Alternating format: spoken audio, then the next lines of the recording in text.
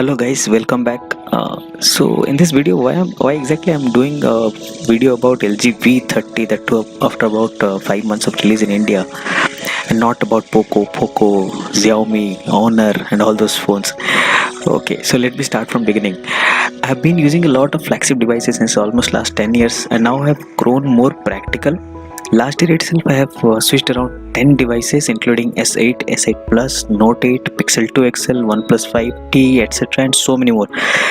So I was always in search of that perfect device with great looks, great build, and most important for me is great battery performance and a great pair of cameras.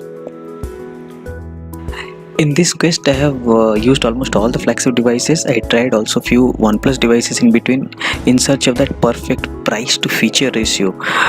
Though the day-to-day performance experience was great with OnePlus, but the cameras were really terrible when shooting people and faces, usually portraits. Its low light capability was also terrible. Don't go by reviewers. Always check the forums before buying these phones. And it sacrifices so many features to reach that price point. There is no IP68 rating, no wireless charging, the cameras are stupid, there is no FM radio. Just it is a great processor and good optimization from OnePlus. Now coming to Pixel 2 XL, this one had terrible quality control issues. There was a bad screen, and my specific set had speaker crackling issue, so I had to do RMA and immediately sold it off. Coming to Note 8, it was a great device, and I have been been a Samsung user since long.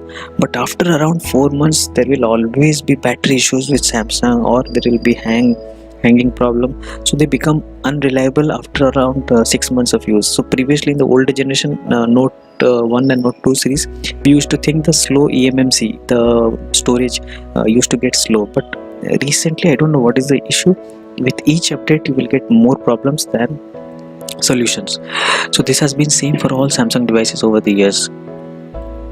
S8 Plus was good but nothing outstanding. I was fed up with the side curves in the screen. I use swipe or continuous scroll feature for typing, and there will be multiple errors due to that stupid curved screen. Even while watching videos, that curve will bring in a stupid glare. So this is absolutely a nonsense feature, a feature just for the sake of it. So come on Samsung, get real before getting behind. Ditch that stupid user interface and Bixby of yours.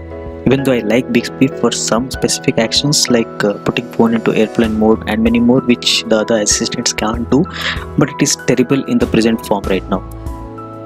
So now let's come to the LG V30 and do a comparative review, comparing it to the other flagship devices.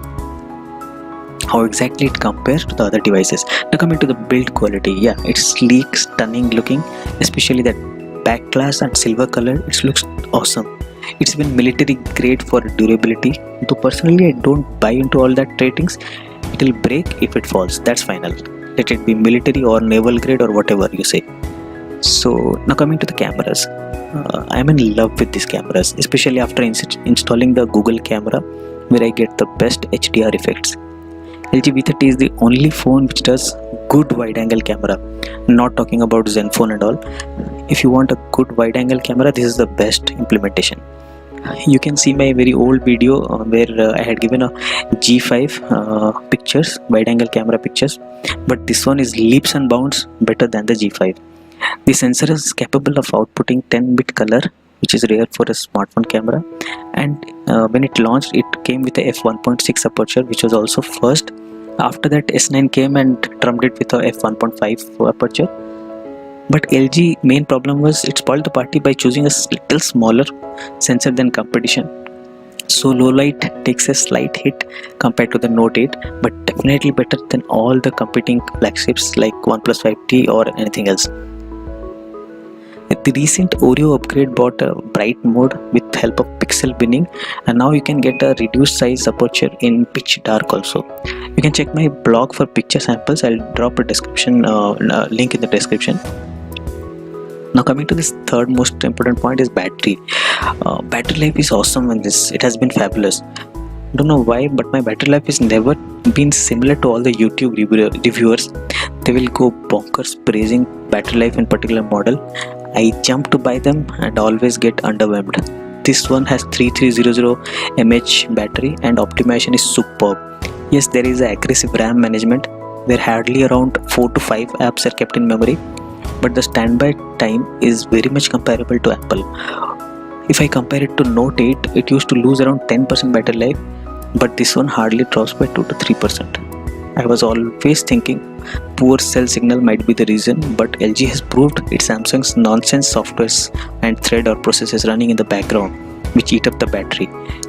OnePlus is also reliable in battery life, so no complaints with OnePlus on that thing. But what exactly makes the V30 very special? I know you have seen and read all about it, but you do not accept it. If you have a high impedance headphone, then this thing can put a dedicated sound card to shame. The quad DAC is so good. This is so good.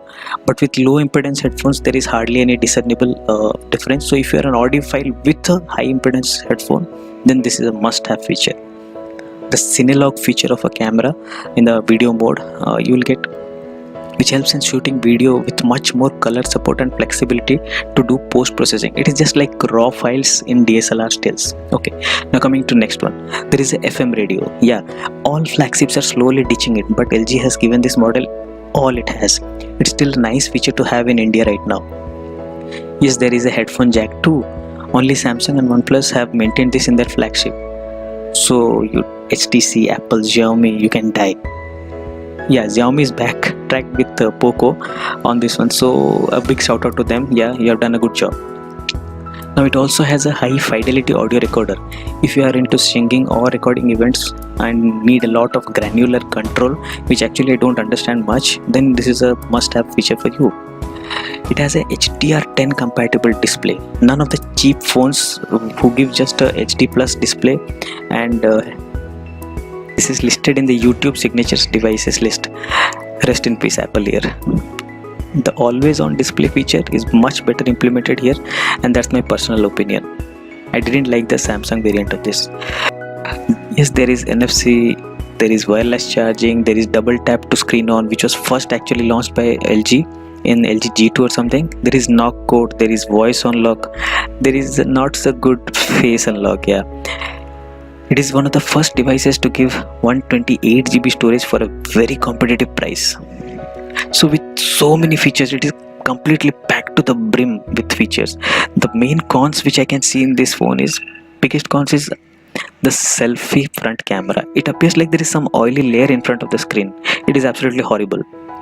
Software updates are very slow, but still I'm happy that LG has given us a stable Oreo update. I want to focus on the word stable. I have seen all my past Samsung devices and Apple devices becoming horribly slow after updates, so I would better avoid getting updates than making my device slow and unusable. If Apple has got sued for making devices slow, then there should be investigation into Note 2 and Note 4 of Samsung also. They are unusable after the last software upgrades. If you can't optimize the phone, then please don't push the generation upgrades.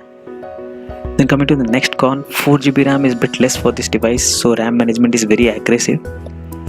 The UI lags behind the competition, but this is an exaggerated feature. I feel you can just put a own custom launcher and sacrifice the UI. So with this video, what I'm saying is, I'm not saying I want to switch my phone. Yes, I will do that. That's an addiction for me. But if you are in the market for a new one and would be keeping the phone for a year, grab this one. This is going at superb prices right now. And do compare the list of features that you will be missing from the list if you opt for a cheap Chinese phone. LG pricing for G7 has been spot on too, so consider that too. LG is a tier 1 manufacturer, do remember that. Its US presence was huge, but in India we have a kind of herd mentality. We just see a bad reviewer and then ditch the whole company. So do keep your eyes open and have a neutral opinion towards brands. No brand is here to do social service. So if you like the video, hit the like button and subscribe for more such videos. Thank you.